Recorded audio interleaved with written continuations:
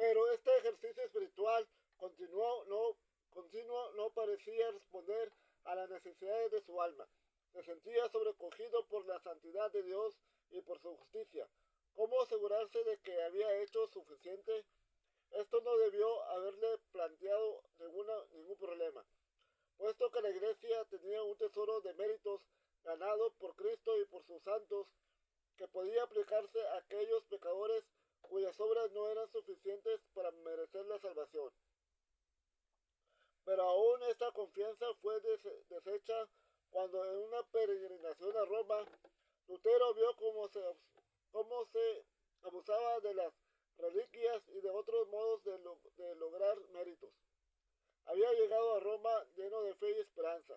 Salió de ella con una duda profunda de que los medios de salvación ofrecidos por la iglesia fuesen en realidad válidos, y esta es la primera indicación que tenemos de que Lutero se haya permitido dudar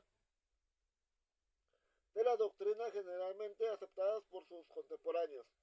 Fue entonces referido a Wittenberg en un paso que tendría grandes consecuencias para el resto de su vida, así como para la historia de la iglesia. Fue allí que conoció a un compañero de orden y superior, Johann von Staupitz.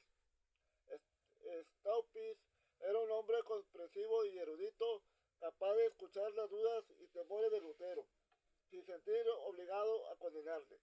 Cuando Lutero expresó sus dudas de su propia salvación, Staupitz le escuchó con atención, pero entonces Lutero comenzó a tener dudas acerca de la confesión. Tales dudas no consistían en incredulidad, puesto que todavía creía que a través de la confesión y la penitencia era posible lograr el perdón de los pecados. El problema estaba en que Lutero estaba agudamente consciente de la imposibilidad de confesar todos sus pecados. Por mucho que lo intentase, siempre algún pecado quedaba sin confesar y por tanto sin perdonar, ya que el pecado era una realidad tan profunda que resultaba imposible arrancarlo de raíz. Ante tales dificultades, Staupitz le sugirió que estudiase a los místicos alemanes. Había allí otro modo de salvación que descansaba, no en el perdón de los pecados individuales, sino sencillamente en confiar toda la vida y todo el ser a Dios. Que tal hiciera dejaría a un lado su propio interés y su orgullo y confesaría solo en Dios. En tales doctrinas Lutero encontró cierto descanso, y en sus enseñanzas posteriores todavía puede oírse un lejano eco de algunas de las enseñanzas posteriores de los místicos. Pero todavía esto era insuficiente. Los esfuerzos mismos de destruir el propio yo y su orgullo son actos de orgullo. Aún más, los místicos decían que el camino que lleva a la salvación era sencillamente entregarse al amor de Dios, y Lutero tenía que confesar que su más profunda reacción ante el Señor Santísimo, que requería de él una santidad que él no podía lograr, no era de amor, sino más bien de odio. Fue entonces que Staupitz decidió que Lutero debía estudiar, hacerse doctor y enseñar en la Universidad de Wittenberg. Aún más, debería tener responsabilidades pastorales, aunque resulta imposible saber las razones que llevaron a Staupitz a tomar tal decisión. Es posible que estuviera siguiendo el ejemplo de Jerónimo, quien había decidido estudiar hebreo y traducir la Biblia cuando descubrió que sus sueños pecaminosos le habían seguido hasta su retiro monástico en Belén. O quizá Staupitz pensaba que si se obligaba a Lutero a centrar su atención en las dudas y las necesidades de otros, sus propias dudas y necesidades quedarían relegadas a segundo plano. En todo caso, el resultado neto de esta decisión de dirigir a Lutero hacia el estudio de las Escrituras, donde a la larga encontraría respuestas a sus dudas.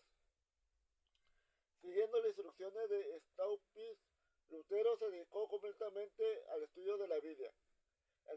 En el 1513 comenzó a dictar conferencias sobre el libro de Salmos, y 4 años más después estaba comentando Romanos y Gálatas.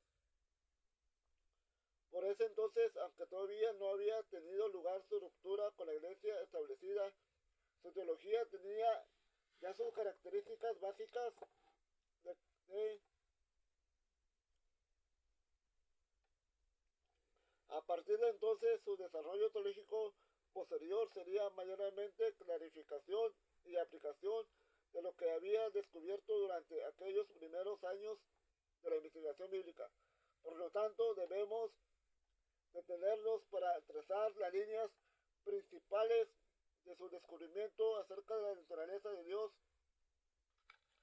y de sus relaciones con los humanos.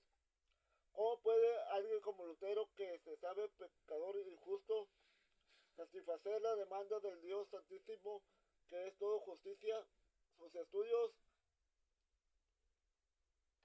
de los Salmos le dieron a Lutero los primeros rayos de esperanza sobre la posibilidad de encontrar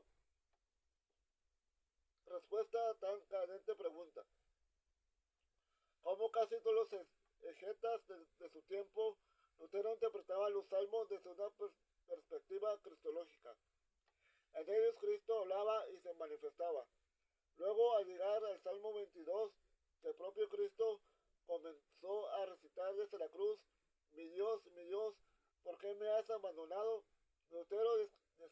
Lutero descubrió que el propio Cristo había estado sujeto a las agonías de la desolación que él ahora estaba sufriendo. Cristo mismo había quedado tan abandonado como el más perdido pecador, y esto lo había hecho en pro